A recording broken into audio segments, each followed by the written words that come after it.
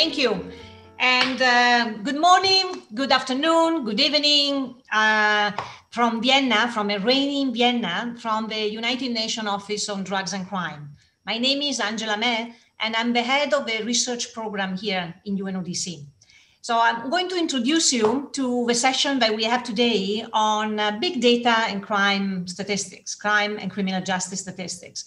And so I hope that we have an audience, a mixed audience, those that are maybe into big data, they know a lot about big data, but maybe not much about crime and criminal justice statistics. Or those of you who are intimately, associated with crime and criminal justice, but maybe have not explored yet on big data. And some of you would have done a lot of work on big data and crime statistics. But so let me give you, maybe for those of you that are more expert on big data, a little bit just short background why we have a session on crime statistics in a conference on big data. And traditionally, the crime and criminal justice statistics are based on two main data sources. One are administrative records, so typically what the authorities register in, police, in courts proceedings, in prisons. So those kind of statistics, of course, reflect only that part of the crime that is reported or that it comes to the attention of the authorities. So those kind of data do not really reflect what we say the unreported or the dark number of crime. So the crime that never comes to the attention is never reported to the authorities. So to compensate for this challenge, now for a number of years, victimization surveys have become also a complementary source of information for crime. So we are, instead of waiting and see what is reported to authorities, actually surveys ask directly people, households, their experience with crime. So these kind of represent, if I may say, the backbone of what we have been using for many years to understand the level, the trends, and the emergence of crime around the world. So why are we talking about big data? And what is that we are trying to collect, to understand that we don't see with these two sources? For how much these two sources are, as I said, complementary, but still a lot that does not come and is not reported through these sources.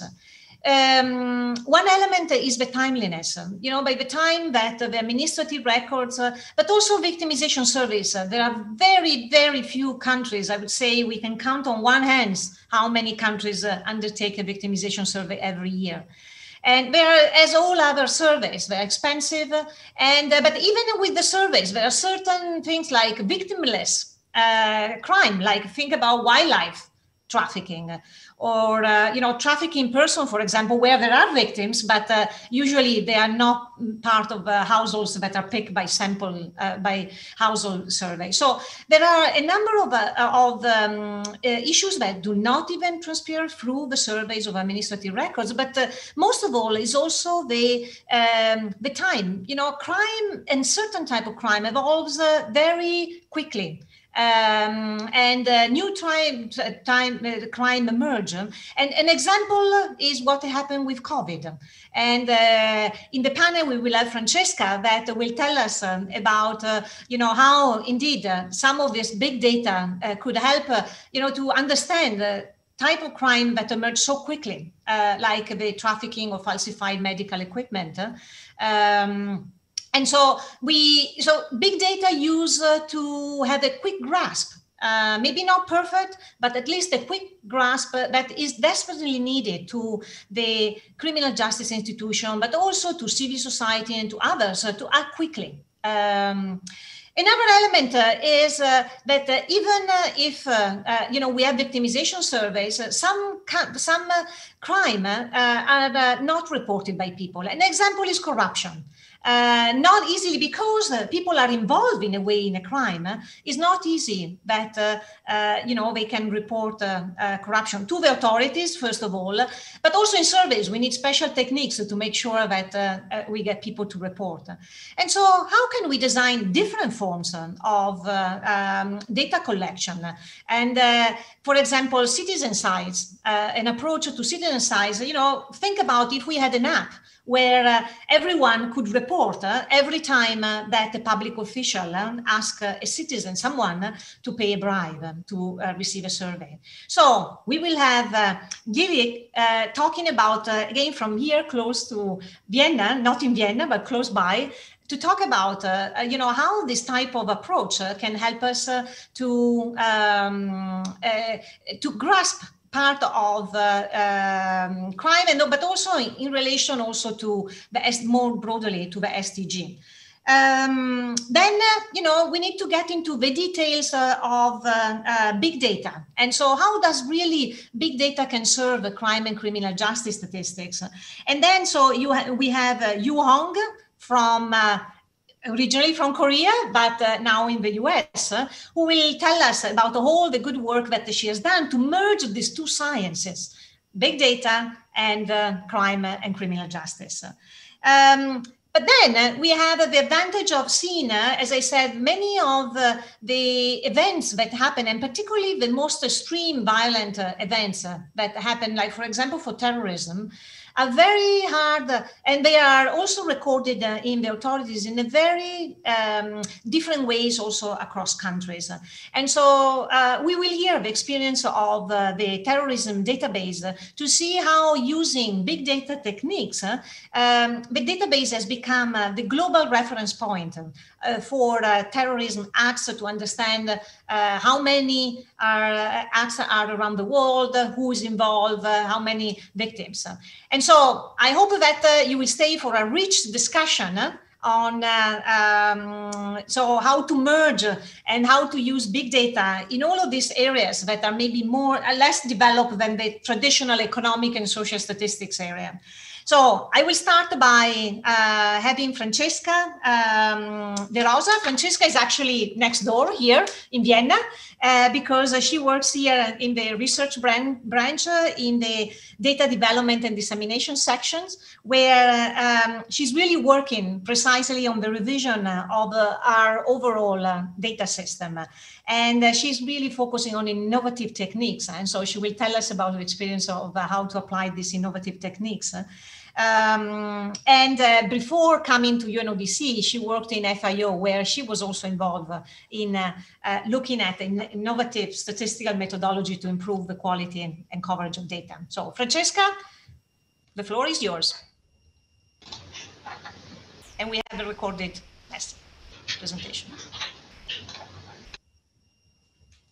Good morning or good afternoon, depending on your duty station. My name is Francesca Rosa. I'm part of the Data Development and Dissemination section of the United Nations Office on Drugs and Crime. I'm going to briefly present the announcements of UNODC in the field of applying new technologies to timely collect data on crime. I will also present a case study on monitoring the COVID-19 related trafficking of medical products. So before introducing the case study, I would like to start spending a few words on the UNODC data strategy. So, inspired by the words of the United Nations Secretary General, who has highlighted the importance to start with data action that adds immediate value for our organization and the people we serve, UNODC has identified as top priority the improvement of the overall user data experience. But what do we mean by user data experience? For example, my section is constantly receiving requests to access to updated statistics on drugs and crime. So, to better fit the need of our national and international stakeholders, we are working to produce more updated statistics, exploring the early warning potential of data. We are improving the geographical coverage of our statistics, and we are also improving the way we disseminate the data. improving the already existing dissemination platforms and providing interactive analytical tools to explore the data.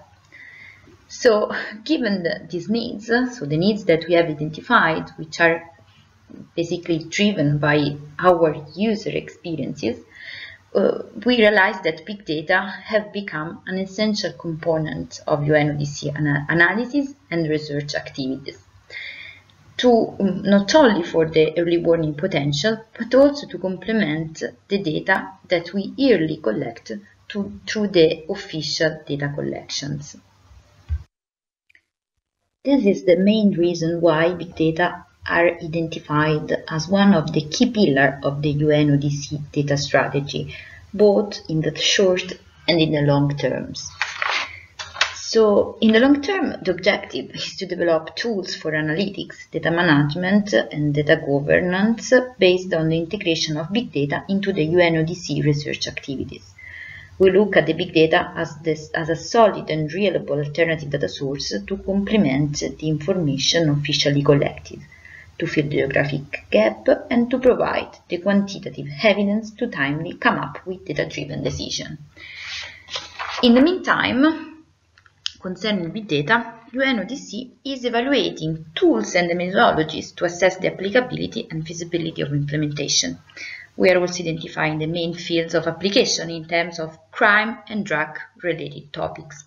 For example, individual drug seizures, or generally speaking, the violent crimes, which are events typically reported by media and by law enforcement agency websites, have been identified as area of work where the adoption of big data as alternative data source would provide a tangible value added. Moreover, the data revolution is also the occasion to assess how new technologies may help in exploring illicit markets which would be completely unexplored otherwise, such as the dark web. Moreover, we are currently working to establish partnership to set up the pipeline of this new data harvesting approach based on web scraping. In this connection, I would like to talk about how UNODC is at the forefront in assessing how COVID-19 pandemic is suddenly affecting the crime landscape. The current COVID-19 pandemic, indeed, had forced many UN agencies to quickly make a leap forward in innovating the traditional data collection techniques, with the purpose to build a real-time and evolving picture of the world of crime with a focus on the rising of new forms of crime related to the COVID-19. For example, the COVID-19 has suddenly brought huge demand for medical products such as personal protection equipment over a relatively short period of time. Then it would be expected a significant shift in the organized criminal groups' behaviors directly connected to the COVID-19, as for example a massive increase of the trafficking of substandard and falsified medical products. In this perspective, the research question was: how can big data timely provide the quantitative evidence to assess the impact of COVID-19 on the trafficking of substandard and falsified medical products?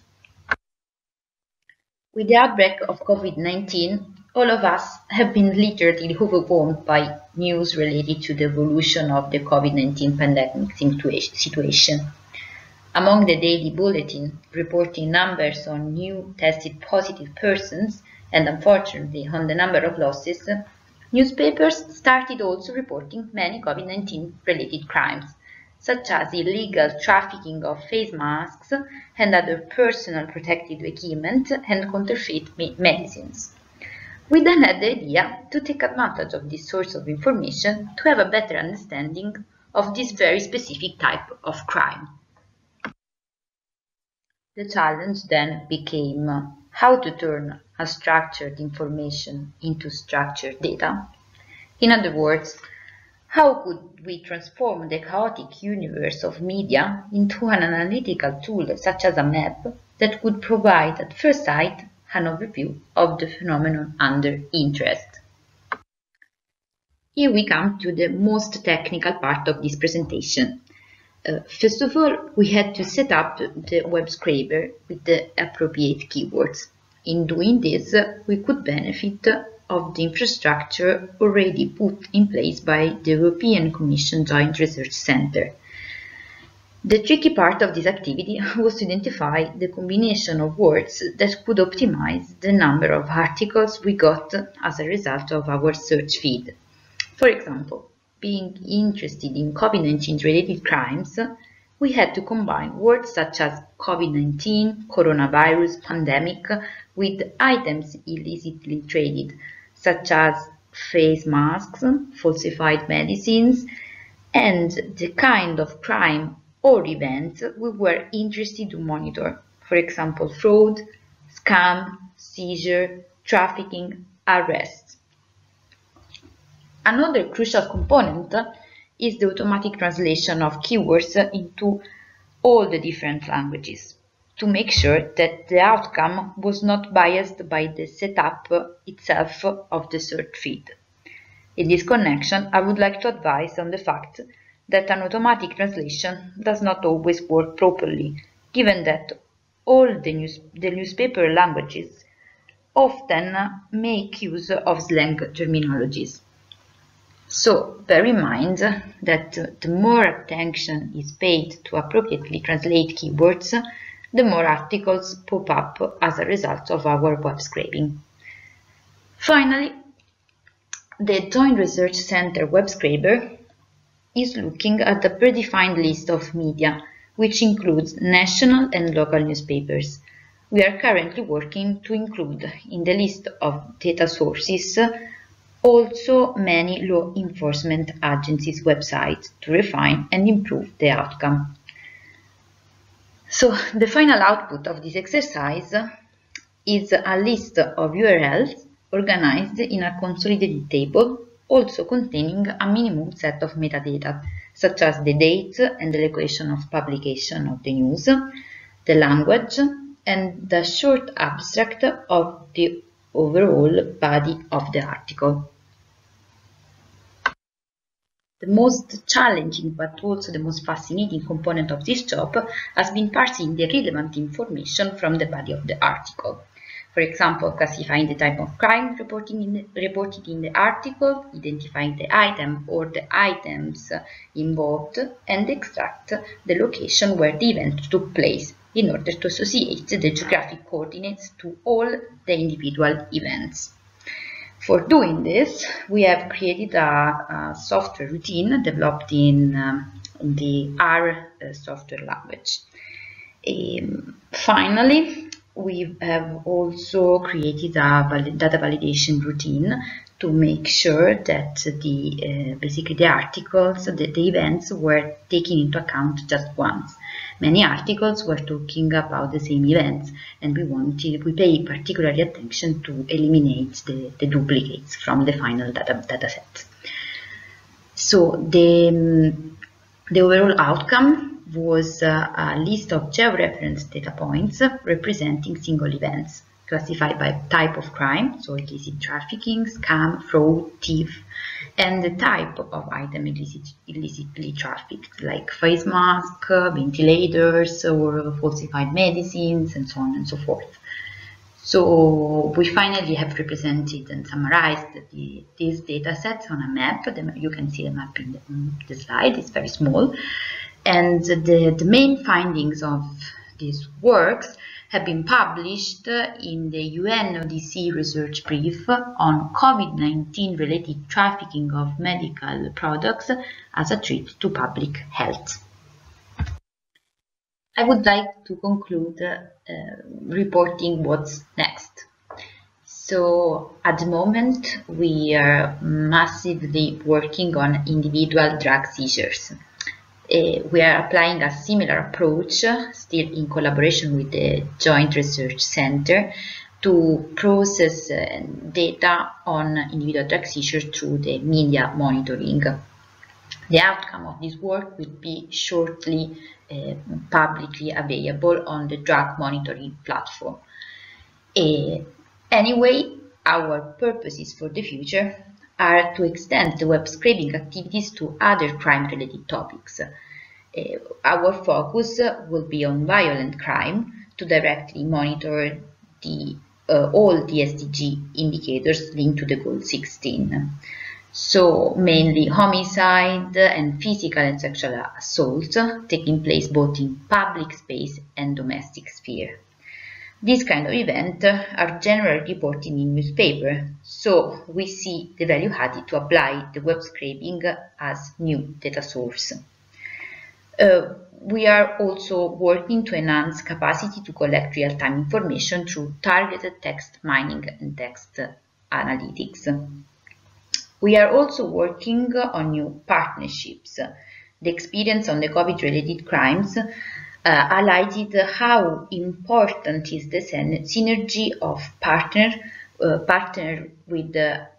with other agencies to effectively produce a valuable output. Finally, we aim to build analytical tools to connect the dots and to make the best use of our collected data. Thank you very much for your attention. Good morning or good afternoon, depending on your duty station. My name is Francesca Rosa. Okay, we can ask the organizer. Okay, we're back. Thank you, Francesca. I just wanted to encourage all of you that are watching the section to write your question on the website, and we will. I just wanted to say that this session has been also organized with the Center of Excellence, so the UNODC and COSTAT Center of Excellence in Korea, where we have, as UNODC, we have partnered with COSTAT to work, and then we have established a specific center to support countries in the Asian region to improve their crime and criminal justice statistics. So this is a great partnership now with COSTAT that is organizing the conference on big data. And so I wanted to recognize Kes Choi and Matt that they are on background helping us with questions and following, and they have done a lot of great work in organizing this section. So now we give a little bit of just question to Francesca, and we have a question, Francesca, is on what library package are you using for geolocation? Okay, thank you very much for the question, Angela, and let me thank you also the organizing of the conference to give me the possibility to talk and to basically report on this very challenging activity.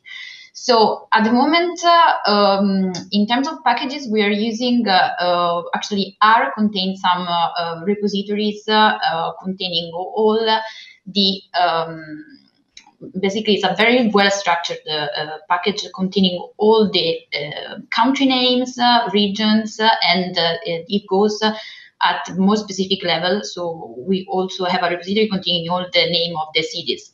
So we initially used this package, but we are now realizing that this is not really enough, because there is the need to apply some text mining algorithm, because sometimes it's difficult to distinguish between a name of a city or a name of a person. So this was one of the main challenges, because sometimes there is ambiguity between where the location and other words containing in the text, in the full body of the text. So we are planning to smoothly move from R to Python to have a more sophisticated way, basically to fetch this information, because this is really crucial, given that the outcome that we aim to produce is a map, and the map must have a very specific geolocation. So this is a really crucial step of our activity. Another question, maybe briefly, because then we have already like a few minutes late. I think that the OECD has established a database for drugs, and UN Center for Crime Prevention also kept data on crimes. I'm not sure if UNODC is collaborating with those agencies. So, okay, we spend quite a lot of time to exploring all the possibilities for collaborating. So, at the moment, in terms of European institutions, we are collaborating with as I said during I exposed during the presentation, we established this very fruitful collaboration with the Joint Research Center. There's no at the moment you mentioned OECD, no? So at the moment we are not really directly collaborating with this OECD, at least not for this for purpose of the job. But of course, we are more than open to basically explore other possibilities and to see now what's the state of the art also, and which are the experiences that other organizations, international organizations are facing. Okay, thank you, Francesca. We have another question on the validation, but I will keep it for maybe the discussion at the end, because I'm sure that this is also a question that would be valid for when after the presentation of the terrorism database. And so basically it's on the how to validate the data from the web scraping. So we keep it for the end, whoever, and Perfect. thank you for those who posed this question. So from Vienna, we move a little bit outside Vienna, but not too much, to Luxembourg, which is a very nice, quiet place, just a few kilometers from Vienna. And we have Dilek Freisel. She's a research scholar at the Data Ecosystems for Sustainability program of the International Institute for Applied System Analysis. Dilek is the chair of the European Commission funded which is the initiative is called We Observe SDGs and Citizen Science Community of Practice. So Dilek is really one of the best persons we could have to really walk us through and tell us about all about the citizen science. She's also the co-chair of the Citizen Science Global Partnership SDG and Citizen Science Maximization Group. And she has been really, she has written and she has really presented in another occasion. So Dilek, the floor is yours.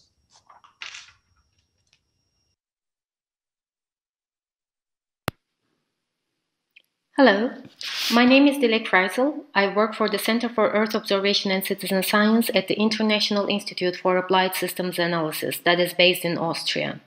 Before I start my presentation, I would like to thank the organizers of the 6th International Conference on Big Data for Official Statistics and the organizers and the moderator of this session for inviting me as a speaker to this very important conference.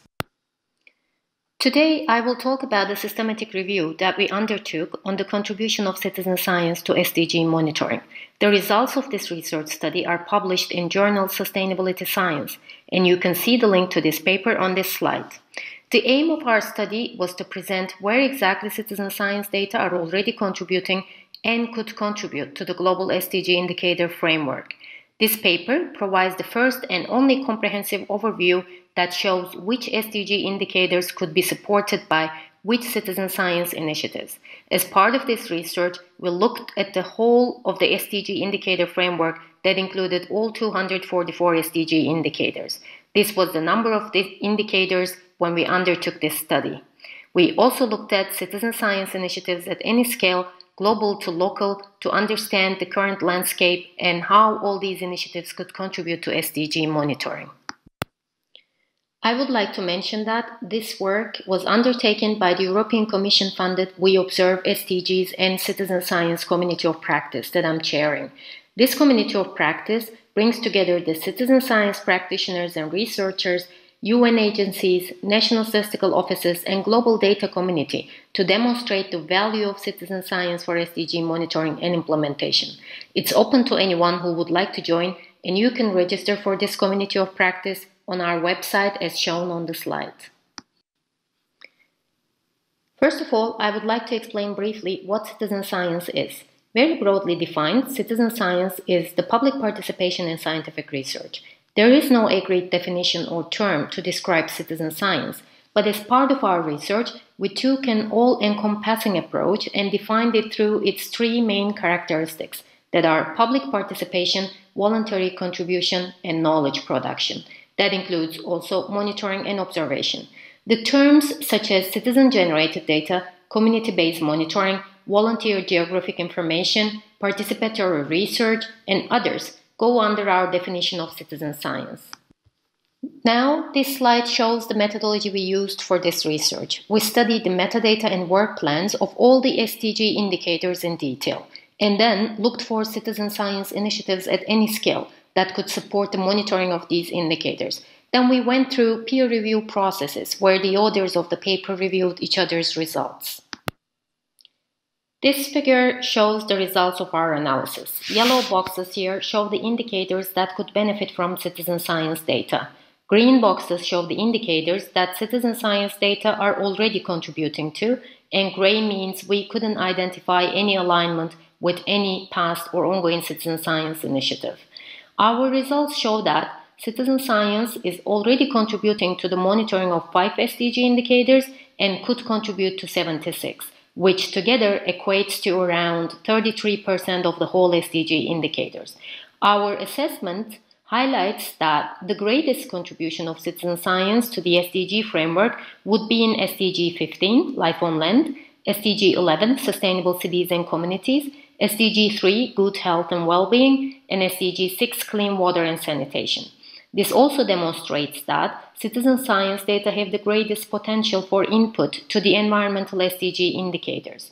Of the 93 environmental SDG indicators in the SDG framework, citizen science could provide input to 37 of them, or around 40%. However, the contributions are not limited to those only. If you look at the SDG 16, as you could see on this slide, citizen science has the potential to inform 9 indicators. Just an example from the paper. Litter intelligence by Sustainable Coastlines, based in New Zealand, is one of the projects that already contributes to the monitoring of an indicator, which is 1411B on marine litter. UN Environment, the custodian agency for this indicator, has developed a methodology last year that suggests citizen science approaches for collecting data on marine litter and included citizen science as a primary source of data for measuring litter on beaches and shorelines.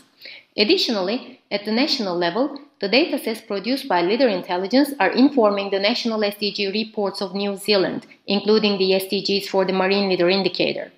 Litter Intelligence is a large-scale citizen science program led by Sustainable Coastlines. The initiative has been collaborating with the Ministry for the Environment, Stats New Zealand, and the Department of Conservation since the design phase of the program in 2016. The results are included in the official environmental report, Marine 2019, produced by the Ministry for the Environment and Stats New Zealand. We don't have so much time here to go through more examples, but I would like to mention that we compiled all our results and all other projects and examples in the paper. You can download it as a supplementary material. It looks like what you see on the screen. We basically took the SDG indicator framework, added columns as citizen science data are already used, could contribute, and no alignment at present for each and every indicator, and then added another column that explains our rationale on why a particular citizen science project could contribute to the monitoring of a specific indicator. We also provided evidence for our findings. I would like to give now 2 more examples focusing on SDG 16. Indicator 1613 is the proportion of population subjected to physical violence, physiological violence, and sexual violence in the previous 12 months. Safe City is a platform that crowdsources personal stories of sexual harassment and abuse in public spaces. These data, which may be anonymous, gets aggregated as hotspots on a map indicating trends at a local level. The idea is to make these data useful for individuals, local communities, and local administration to identify factors that causes behavior that leads to violence and work on strategies for solutions. Since their launch in 2012, Safe City has collected over 13,000 reports in India, Kenya, Nepal, and some other countries. HarassMap is another project from Egypt that could contribute to the monitoring of this indicator. They have a reporting and mapping system to anonymously share stories about experiencing, witnessing, or intervening against sexual harassment. People can report an incident of sexual harassment or an intervention. This is when someone intervened to stop a sexual harassment incident or supported the harassed person. They map these reports online, and each report appears on the map as a dot. When clicked on the dot, the full information of the report is displayed. This shows an overview of where the reports of sexual harassment have been from, and the individual reports show the reality and scope of sexual harassment and assault. Harassmap and similar initiatives around the world are not for reporting and data collection only, but also about action. They aim to engage the society to create an environment that doesn't tolerate sexual harassment. It is important to mention that these initiatives, like for any other indicator, are not there to replace the traditional sources of data, but to complement them, of course, especially in societies where people who face harassment are blamed in some way, which make them reluctant to report through official channels on the violence they face. Additionally, these initiatives probably need some modification and improvement in their methodologies for their results to be used for SDG monitoring. This could be addressed through working with national statistical offices and other key stakeholders. Finally, no data source is perfect. They all have limitations and advantages. The idea should be, if we want to monitor our progress towards the SDGs more efficiently, with the aim to achieve them by 2030, we need to harness the potential of new data sources, such as citizen science. These are some recommendations from our paper. I can't go into detail here, unfortunately, but I would like to highlight that within the citizen science community, we're working towards building awareness and capacities on the use of citizen science data for SDG monitoring and creating key partnerships. This is also what we do with the data and statistics communities in general, with the UN agencies, national statistical offices, and more. I have been particularly focusing on the contribution of citizen science to SDG monitoring today, but I would like to highlight that citizen science doesn't have the potential to support SDG monitoring only, but also to mobilize action towards achieving the SDGs by raising awareness on global issues our world is facing today. I would like to thank you all for your attention, and I'm happy to answer any questions you have. Thank you. Thank you, Dilek. Thank you. We have a question for you. The UN SDGs report, annual statistics for each indicator. I think they are referring to the global, the report where the United Nations system report on the global indicators. Then they say citizen data is very meaningful data, but is not official data. Are SDG statistics not official? That's a very good question. I would actually answer that by saying, so it is not official data, but it could be made official through channels that I mentioned during my presentation. So working with the national statistical offices and working with the key partners that should be involved, key stakeholders that should be involved in the process, these data could be made official in a way. So it's not that this is unofficial and we should leave it completely out, but instead we need to create the enabling environment and the partnerships to make this happen with the citizen science practitioners and further. I think we have, because I'm seeing, I'm connected, Matt from Korea is sending me the questions, and I know that he's typing, but I don't see the questions. So I can just also mention that there are also, for example, statistical offices that use this technique. It comes to my mind the example of Statistics Canada that collects through their website the prices of cannabis. I know from the drug side that because cannabis has been legalized in Canada, and so the statistical office monitors the implementation of this new regulation on cannabis. And so among the things that they do, they basically collect the information from people out there on the price of cannabis in their website, and that according to Statistics Canada, that actually provide good information. So that's an example, I would say, of official citizen science data. Let me see. Okay, yes, we have the next question. Does the organization provide workshops for NGOs to learn more about citizen data? I wouldn't say workshops, but we have, as I mentioned, through these We Observe SDGs and Citizen Science Community of Practice, we bring together these different groups, and this is funded by the European Commission, and we organize forums where members of we have our monthly online meetings, but then we also organize forums at least 2 times a year where the members of the community of practice get together and discuss these issues and sometimes produce outputs like this paper, for instance. And we plan to continue this activity through another funding that we plan to get from the European Commission, hopefully. So anyone who's interested in exploring more about NGOs or any other types of institutions, organizations, universities who want to explore more about citizen science and its contribution to the SDGs, to register for this COP, and we will find out and explore these contributions further. Thank you, Dilek, and I guess also in the conference there might be your details or email where people can write to you and ask for more information. We have another question. Can you explain more about the difference between the harassment map and official data? What is the advantage? I'm not really familiar with the harassment map. I'm sorry. I think it was, I guess it was relating to the map that you show, that it was on violence against women. Didn't you show something that people could report? The map you mean harass map? Okay, sorry. Can I have the question again? Sorry. Yes. So can you explain more about the difference between the harassment map, so the map that you show, harassment map, official data? And basically, what is the advantage? I assume the question is, what is the advantage of a map compared to the official data? I think, as I mentioned when I was presenting this, usually this type of, as also you mentioned in the beginning of the session, some of these violence-related data go uncounted due to various reasons, like people do not want to report on that because they do not trust the authorities, or they are just basically reluctant because they would they would be blamed probably in their society. So there are many different aspects to it. So this type of data could complement the official statistics. This would be the benefit of including or integrating this type of data to the official statistics. Okay, there is a follow-up. I think the same person.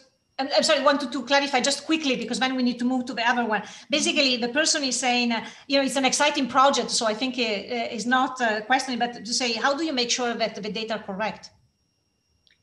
This is the type of problem that we have any type of data. So we cannot also make sure that all types of data are correct. And I know that this is self-reported data, but this in this particular project, I'm not involved in the project itself, but they have sort of that people who are reporting on the data could basically provide more detailed information, share the stories, and provide the exact place of the where the harassment has occurred. So these are the things that could basically help understand whether these reports are trustworthy. But also, I mean, this could be the problem of any type of data that is out there, basically. So we need to work on the advantages and disadvantages of different types of data and work on how to harness these different data sources for better monitoring of the SDGs. I think that was the point.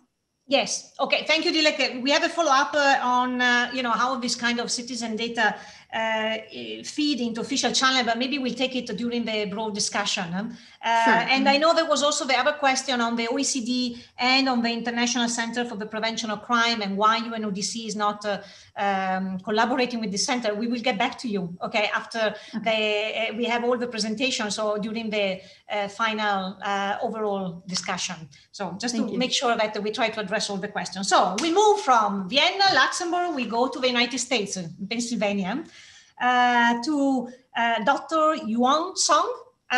So she's originally from Korea. So in a way, we have also Asia in our panel, and she studied the bachelor and master degrees in Korea at the College of Law at Yanhang University in Seoul. But she's currently assistant professor of criminal justice at Penn State Schuylkill in Pennsylvania.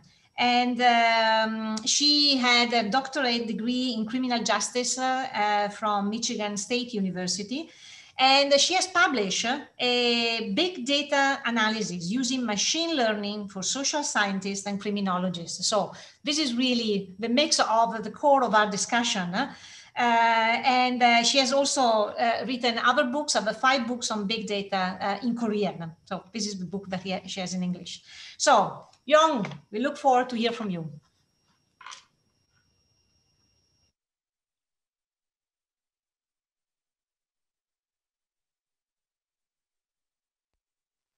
Hello everyone, my name is Ju-Young Song.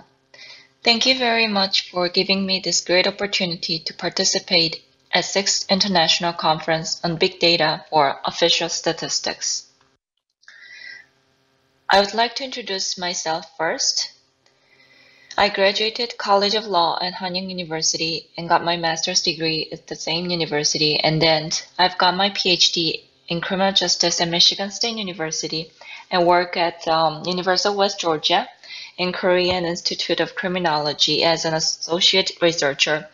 And now I'm in Penn State University Skogo as an assistant professor of criminal justice.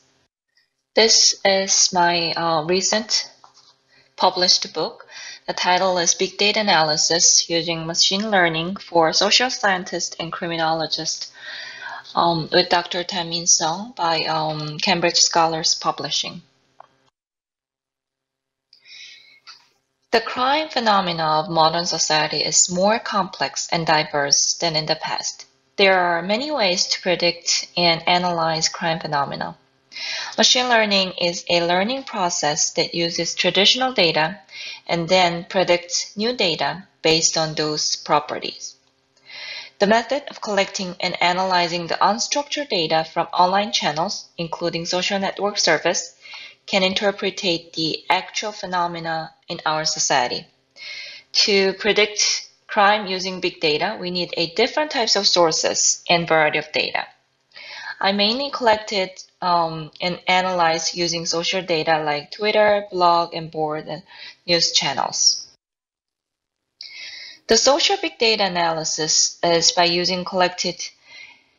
collecting robot, which we called it as a crawler, and keywords are extracted by utilizing natural language processing robot.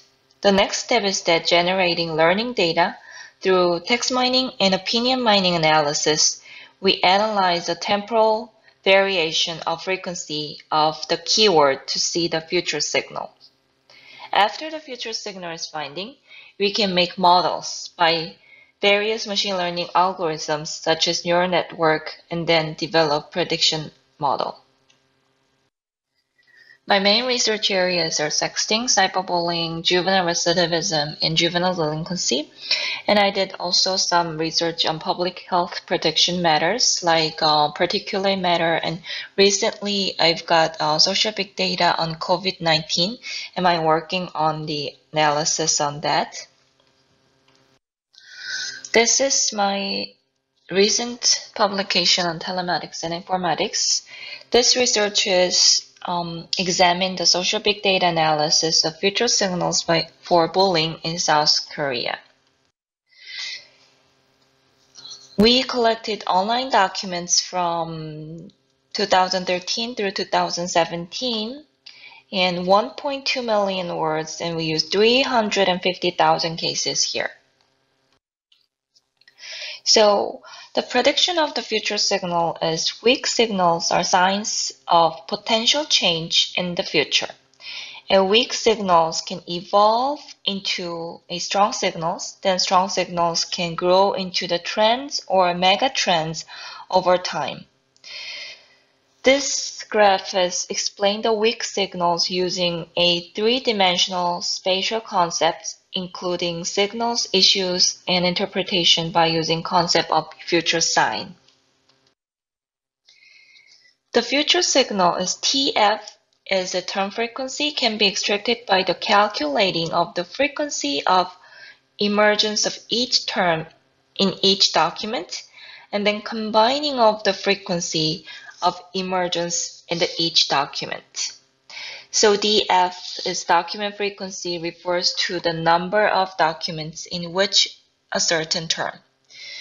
And Chem is that displays a visibility and calculates the degree of visibility, while Kim shows the degree of diffusion, calculates the degree of diffusion.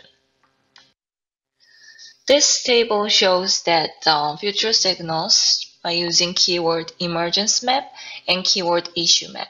There are 4 different categories of future signs, which is weak signal, and there are strong signal and latent signal and strong but low increasing signals. This research is unique as many prior works related to this topic did not apply a theoretical framework. Results from the current study may advance in the literature by identifying patterns and trends of topics related to the bullying issue as represented in social big data. The use of social big data in examining bullying phenomena in Korea is timely and may provide an insight into approaching issues in bullying, as the literature suggests that 3 V's such as volumes, variety, and velocity of big data correspond to the widespread, diverse, and frequent nature of bullying.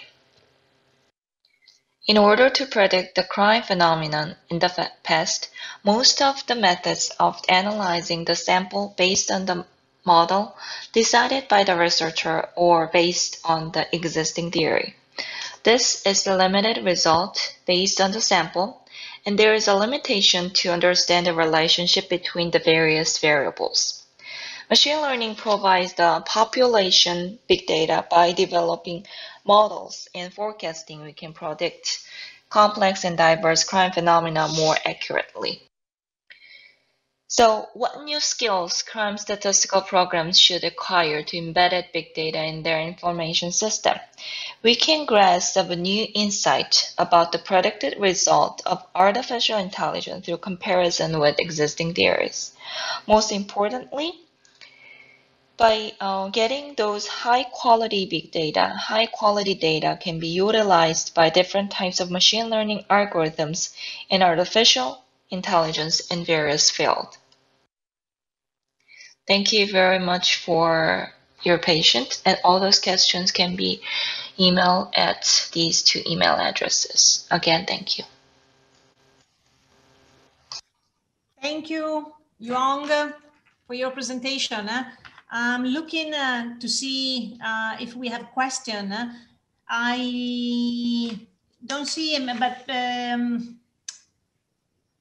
can you maybe just tell us briefly, so that then we move to the next presenters, on how do you think, how does the use of big data to produce information on crime, the establishment of new partnership? Oh, yeah, the new partnership, I think we can do the traditional data set. We usually use the survey data, either like secondary data, but the big data itself has a lot of new resources. For example, the characteristics of big data, it has like much of volume, velocity, variety. So we can use all those data set, not only include all those contents, but also it has a large data set itself. We can validate to this one to do a partnership with either in the research or the governance or the policy implications or in many areas in the society. Thank you. Thank you, Young. Maybe we go back, more into these issues when we have the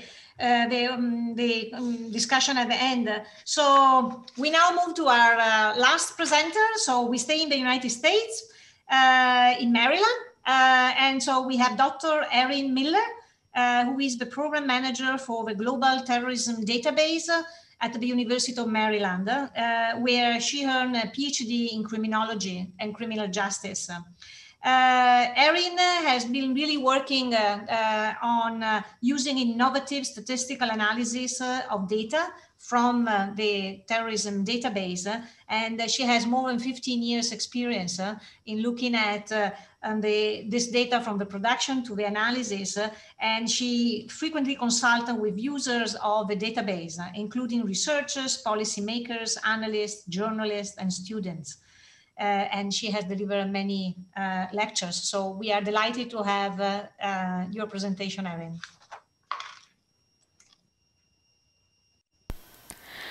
Hello, my name is Erin Miller. Greetings from Baltimore, Maryland, and thanks to the conference organizers for the invitation to participate on this panel. I manage a project called the Global Terrorism Database at the University of Maryland. My background is in criminology and criminal justice, and I've worked on the GTD for more than 15 years. My area of focus is terrorism or challenge, and in particular one of the key challenges that comes with sustaining a resource like the GTD. But first I want to give a brief background on how we leverage big data to produce the GTD. For those who are unfamiliar with the GTD, it's an event-level database of terrorist attacks that have happened around the world since 1970. The database is drawn from open-source media accounts. It includes more than 200,000 records of individual attacks and a detailed record of the characteristics of each attack. www.start.umd.edu/GTD. In order to collect the information in the GTD from the media sources, we use what we call a hybrid strategy that balances artificial intelligence to do the things that artificial intelligence is good at, specifically processing large volumes of information very quickly, and human researchers to do what they're good at. Okay, so I'll just do this live instead of from the recording. From where we left off, I was just giving a bit of background on how we collect the GTD. Which is by leveraging both artificial intelligence and also human researchers to sort of balance out what each of those are good at. We use artificial intelligence to process large amounts of information, starting with about 2 million news articles that are published every day around the world on any given topic. And our challenge is to find the information in those news articles that describe terrorist attacks. And so we use a number of artificial intelligence processes. We use natural language processing and named entity recognition, and we use machine learning models. And the goal of this assortment of tools, of artificial intelligence tools, is to weed down that massive amount of news articles to identify the articles that are most likely to include information about terrorist attacks, and also to organize the source articles in a way that's useful for our researchers. Once that's done, there's a somewhat more manageable pool of news articles.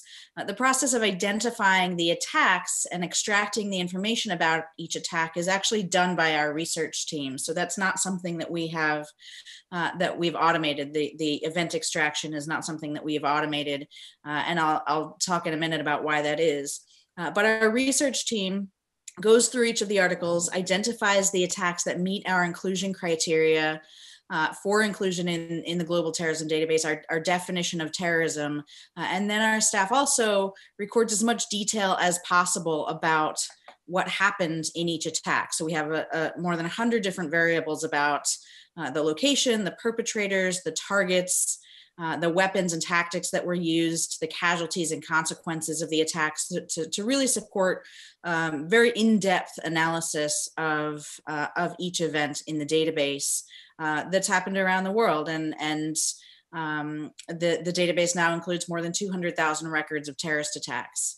I mentioned, our balance between artificial intelligence and human intelligence, and this is just illustrative of why we think it's really important to make sure that we're using each of these strategies for what they're good at and not over relying on artificial intelligence. And this is a table drawn from a source of data that is not the Global Terrorism Database. I won't mention what data source that is, but this is a popular data source that does leverage automated event extraction, and it allows you to produce a list from the data of the most frequently successfully assassinated people. You can obviously see why this is problematic. Most of these people are still with us and are not even dead, let alone having been assassinated, not to mention being assassinated hundreds, if not thousands of times. It's just sort of absurd. And if you look at how these data were collected and look at the underlying source documents and the techniques, the artificial intelligence techniques that are used to do this event extraction, you can see why, why the machine, the event extraction, the automated event extraction would misinterpret the content of these articles, but it creates obviously very problematic data for really understanding a real world phenomenon.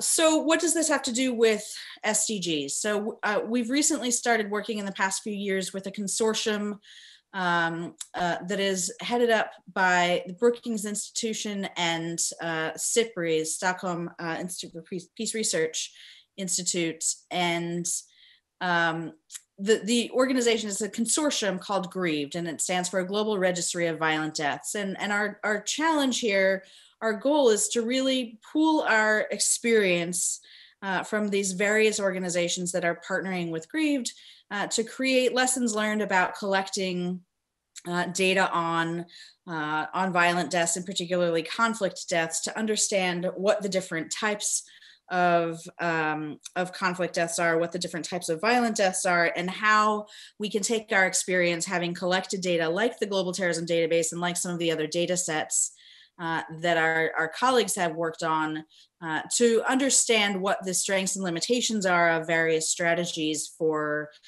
capturing information on violent deaths. Our goal is that, you know, in order to understand whether or not we've succeeded in significantly reducing violent deaths, Sustainable Development Goal 16.1, we need to have some sense of understanding of how to accurately count violent deaths that happen around the world. This is just a sort of representation of the different types of violent deaths, specifically with respect to an exercise in thinking about how these overlap and align with data sources, with the various sources of data. I won't go into too much detail here in the interest of time, but you can see this representation at the GRIEVed website. And it sort of helps us think about what the existing sources of data are on all of these types of violent deaths, and how those overlapping sources of data can be sort of leveraged to better understand the broader pattern. Another thing that our colleagues and we at GRIEVed have been working on is laying out all of the different types of reporting for violent deaths, channels of reporting, and all of the different stages of data collection for violent deaths. And I'll go into that in a moment, but in particularly to identify what the challenges are, the political challenges, the technical challenges, the biases that are inherent in each of these different types of reporting methods at each stage of the data collection process. And so this is what we call the 5x9 framework. It is also available at the GRIEVed website. And I think it's a really interesting way to lay out the process between something happening in the world somewhere and being observed and being reported and being captured by a data collection program or project, and documented by that data collection program or project, whatever it may be, and then navigating the relationship between different sources and how there's overlap between those sources on the different types of events that they include, and integrating data across these channels, and then breaking that down based on the different types of data sources. So official administrative data, media reporting, subject matter expertise, direct reporting or crowdsourcing and surveying. And each of these has sort of different implications for the potential errors, the potential biases, and other challenges that would be faced. So I think this is sort of an interesting approach to, you know, how to consider the strengths and limitations of all of these various sources of data that could be used to better understand violent deaths. One of the challenges that I wanted to talk about is sustaining these data sets. And so we, for our project, we have what we consider sort of a collective action problem among our users. And that is that for a very long time, we've made the GTD publicly available at no cost, and we've actually struggled considerably with ongoing funding for maintaining the data collection project. In fact, right now, the GTD project has been unfunded for several months, and we're planning to suspend data collection starting really this month until we're able to to secure ongoing funding. And the collective action problem that I'm talking about is that there are a number of different users. There are hundreds of different agencies and institutions that use the GTD. For example, these are just a selection of our government users, a very small sample of government users that use the GTD in the United States and around the world. Our NGO, IGO, and think tank users are noted here. A number of media outlets use the GTD to communicate about terrorism to the public, and the private sector leverages the GTD quite a bit as well. Various companies who have interest in security issues and so on and so forth. But the ones that are highlighted here in red are the ones that have provided funding throughout the history of the Global Terrorism Database Project. And we're struggling to sort of solve this collective action problem. And so we're not alone in this problem. I know some of our colleagues who also work on data collection projects have similar problems and similar challenges. And so we've been trying to think about what would be a useful strategy moving forward. And we have been considering the idea of what we're sort of informally calling a data trust fund. And this is a mechanism where the people who rely on data sources like this could pool resources and fund in a sustainable way data collection, consultation, standard setting, and capacity building. So the full sort of array of costs associated with collecting and disseminating data in a responsible way, and including not just the collection of the data, the sort of boring parts that many people overlook. I don't think they're boring personally, but they're sort of overlooked frequently in terms of cleaning data and maintaining infrastructure, but also working with users to identify what the challenges are, what the strengths and the limitations of a certain data set are, and identifying ways to be responsive to particular questions that people have and are trying to better understand. Setting standards in terms of identifying best practices based on all of our experience with validating data and understanding what the threats are to the validity of data, and capacity building. So sharing insight and feedback, training programs, and additional support programs to help people who are relying on the data but might not have the resources to know how to best use it. And so we're sort of introducing this idea. It's probably not a particularly new thing, but it is a unique situation that we find ourselves in, that we have data sets that are heavily relied on by a wide variety of audiences, and it's extremely challenging to maintain them because of this collective action problem. So I'll stop there. Thank you very much for the invitation to participate. Thank you very much to my fellow panelists. I really enjoyed your presentations as well, and I look forward to your questions. Thank you, Erin. So we have a couple of questions directly to you, and then we open, we have other more general questions. So one is on the languages. So how many languages do you process? And also, if you process only the major news, outfit, then in using NLP, do you find difficulties extracting information from non-English sources? Yeah, these two questions. Yeah, so the all of the content that we use is either published in English or has been translated into English. And so we do not apply the artificial intelligence tools to non-English content. That is something that we would love to work on. It's one of our sort of main objectives on our wish list is to better capture the non-English contents, because it's critically important, obviously, to making sure that the data that we have is comprehensive. But at the moment, our AI tools are based on English language content only. Thank you. There is a comment. I'm just reading the comment that it is interesting that the indicator of violent death included police killing. And yes, indeed. I mean, according to also our data, the International Classification of Crime for statistical purposes, police killing can be an homicide if there has been an excessive use of force. So usually, I mean, our classification, some indeed are when there is this, in a way, purposeful killing on the use. But I guess in your definition is much broader. It's not only excessive use of force, it's police killing in general, I would assume. Sure. So the global terrorism database is only restricted to terrorism. The broader Grieved project does include sort of a very, I think broad consideration of the types of violent death, and the reason for that, the rationale for that, is because, you know, whether or not those are ultimately those types of deaths are ultimately included in statistics on violent deaths, it's really useful to consider the implications of different types of data sources for different types of violent deaths.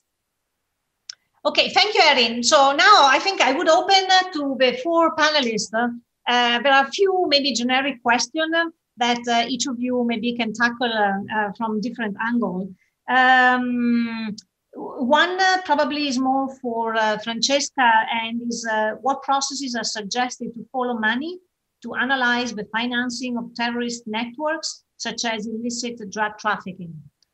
Then I think there is a general, I think there are a couple of questions that I think relate mostly to this issue that came out also when the citizen science was discussed. And basically how to, you know, remove the bias when you collect information from citizens or when you look at open sources like media, like others. How do you make sure that the data that you produce is actually, you know, free from bias, that you're not, and it's interesting, Erin, what you presented, for example, on the killings, to me reminded the famous book, The Weapon of Mass Destruction, that when you get into a loop, and then if you start with the bias, then, you know, it gets into the loop that becomes indeed a weapon. In the case of the killing, is really a weapon of mass destruction. So, but that's overall, I think, to all of you, you know, to address how, and linked to this, there was also a question initially on how to validate the data from web scraping. And I think particularly from Francesca and Erin that you mentioned the web scraping techniques that you have been using. Then, just I will answer to the OECD and the comment. And I think, first of all, I thank you, whoever made that comment when we said, well, basically, maybe we say why UNODC does not collaborate with somebody that is dealing with crime. I just wanted to make qualifiers on then I think you are referring to the International Center for the Prevention of Crime in Montreal in Canada, and actually we collaborate a lot, and this is a center that is in the network what we call of a PNI institution. So we have a set of criminal justice institutions that are, if you want, the satellite. They work in different forms with UNODC. And the International Center for the Prevention of Crime is such a center. And so we have actually recently written together a paper that we will present at the Crime Congress. So in March now in Japan, we will be postponed. It was supposed to be happening this year, but then it will be postponed in March next year, where it's the biggest UN gathering on discussing crime. So we wrote together a paper, and the same for OECD. We do a lot of work with them in relation, for example, to measuring access to criminal justice.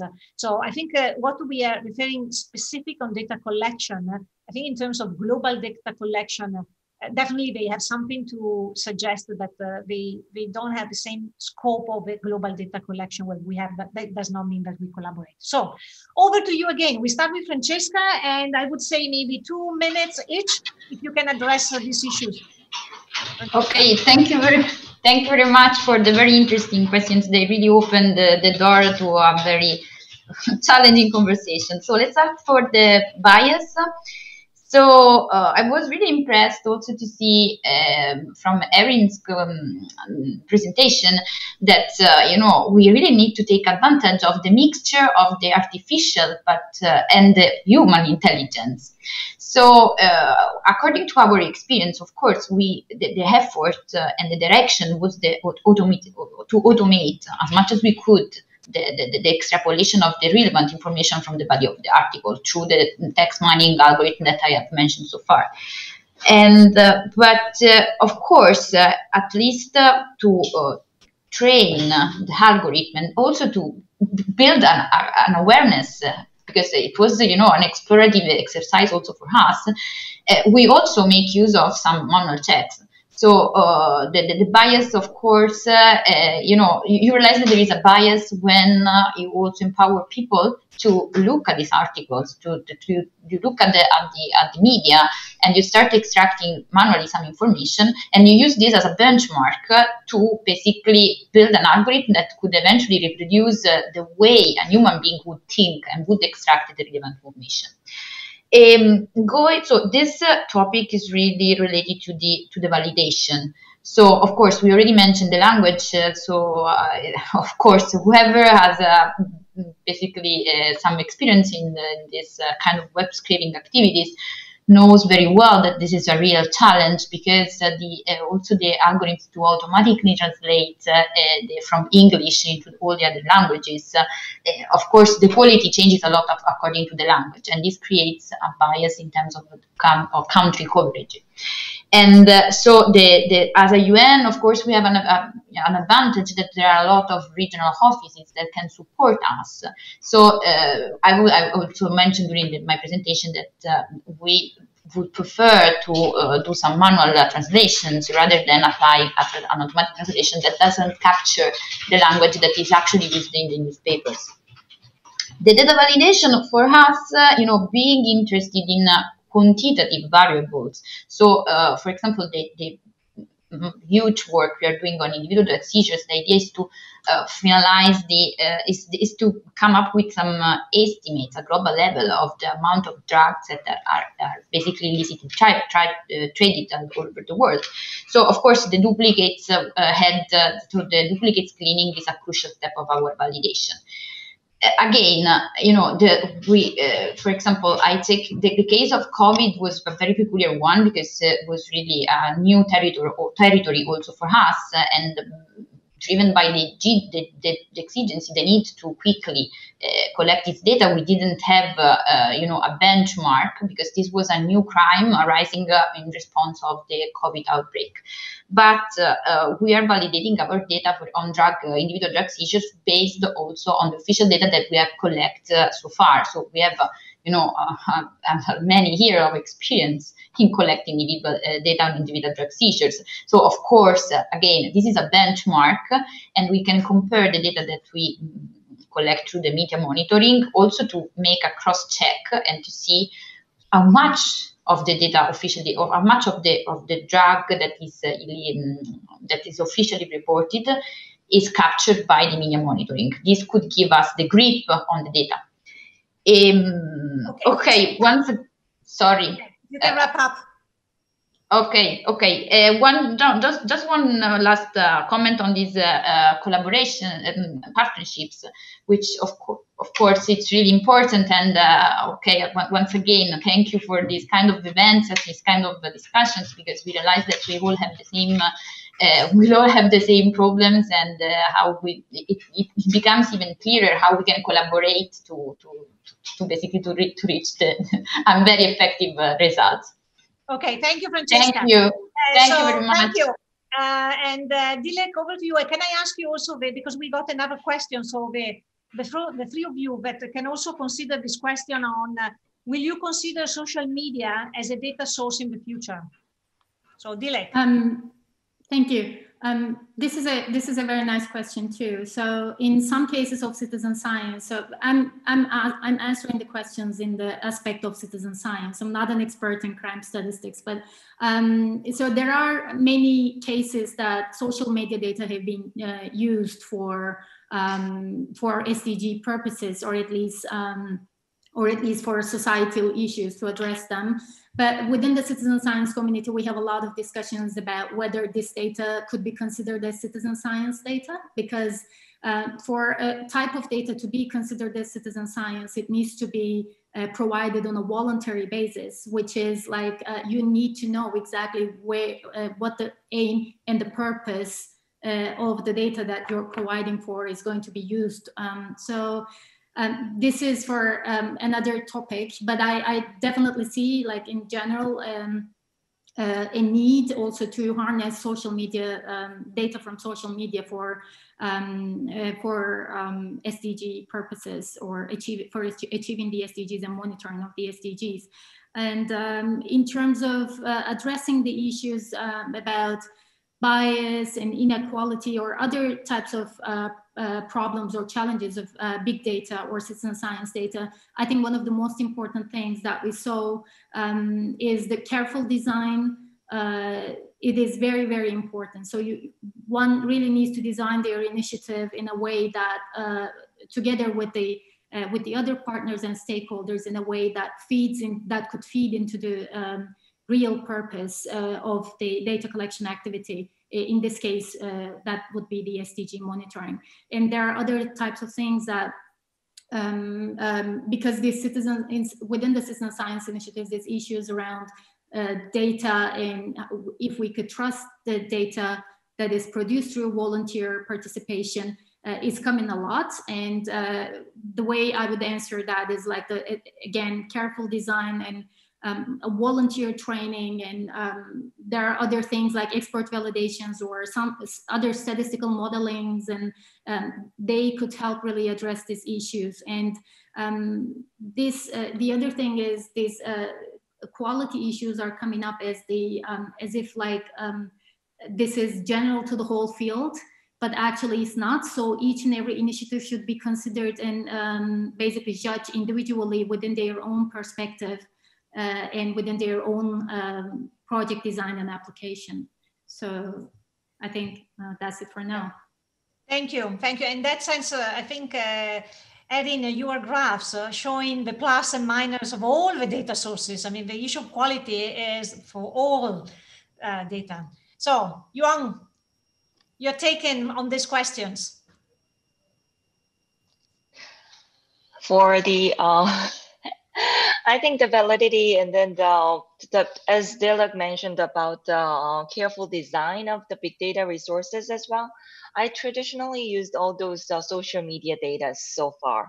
And then the very important thing about how to transfer, not only for the language itself, because I'm usually using the Korean data, but I translate it into English. I use the Korean dictionary, the emotional dictionary, or some other dictionary based on those to the text mining or opinion mining technologies. But the very important part is like design itself. We need to validate those social big data with other secondary data or some survey data, official data. We need to compare all those resources together based on our study design. I think that's another important part. Oh, okay. Thank you. And thank you for, to be brief. Yes, Erin. I agree with the points that you made earlier about the all sources of data have some type of errors or bias, and this is something that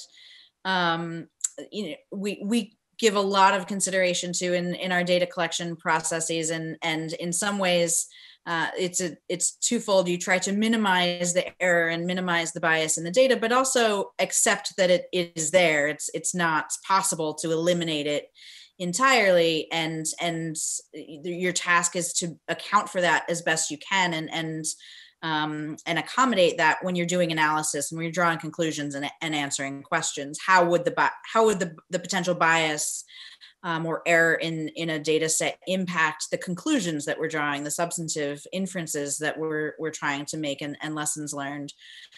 We, as a practical matter, considering the validity of source documents is something that we deal with every day, and we have a system in place for assessing the validity of the underlying source documents that prioritizes information from independent media sources, that have a history of quality reporting.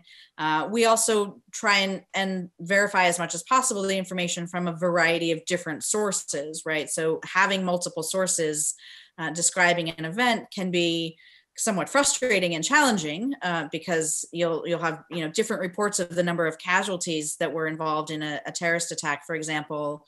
But it is certainly beneficial to have some understanding of multiple perspectives reporting on the same event, and so you can sort of triangulate the information as best as possible, and also have a good understanding of what the potential sources of error are. But like I said, I think that ultimately it's about understanding what the sources of bias are and trying to account for those. We can collect the data based on as vast a set of sources as we can. We don't use social media particularly heavily at all right now, and it's primarily conventional media in our data collection. But you can collect all of that information, and you're still left with the fact that media sources on their own have certain biases, compared to other sources of data, and piecing together information from a variety of sources, I think, is really the best way to try and minimize the impact of those. Thank you. I think in terms of also web scraping, I'm wondering, I think at least within the UN now, there's been some experiment to use sound. So for example, to, translate also radio, not just, in writing. And because that is also another source for the scraping of the web, is on the voice. So there is the last question that I will address, but I wonder if maybe Dilek or somebody else wants to comment because we have only 1 minute left. Is if citizen data could be officially used, how could the UN help developing countries to collect such data? So this gives me an opportunity to mention that I'm currently chairing the group of UN chief statisticians. So within the UN system, we have a group where we have all basically the statistical program in all UN organizations, and we have recently give us ourselves a vision, a strategy on how to innovate UN data and statistics. And within that innovation, we have a specific goal on how we can help countries to innovate. And I have to say, citizen science data is mentioned in our roadmap. We call it a roadmap.